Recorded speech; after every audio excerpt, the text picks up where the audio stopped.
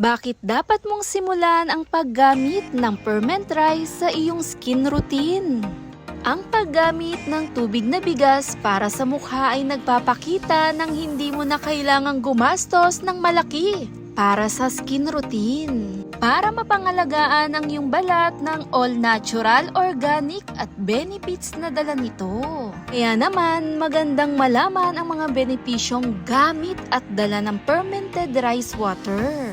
Lalo't kung balak itong gamitin sa ating balat na nagbibigay skin whitening, mas makinis complexion sa kutis. At habang ina-apply ko nga ito ng banayad sa aking balat habang kinukuskos o ini-scrub, babad ng 5 to 10 minutes. Pwedeng-pwede na itong banlawan, pwedeng isabay sa pagligo, napakaganda ng resulta.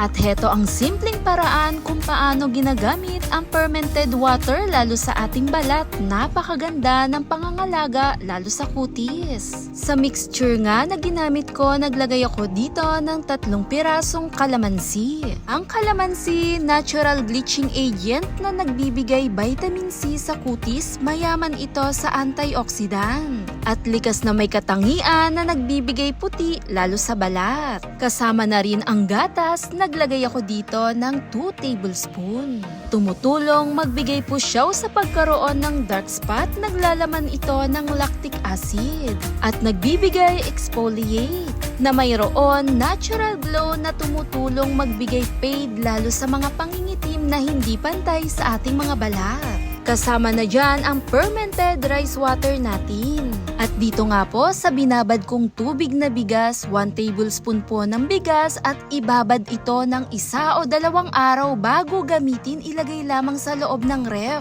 At naglagay ako dito ng 1 tablespoon po. At doon sa pinakasobra ng tubig na ferment natin, pwedeng itabi to sa loob ng ref. 1 hanggang 2 beses sa isang linggo, pwede natin tong ulitin. Thanks for watching!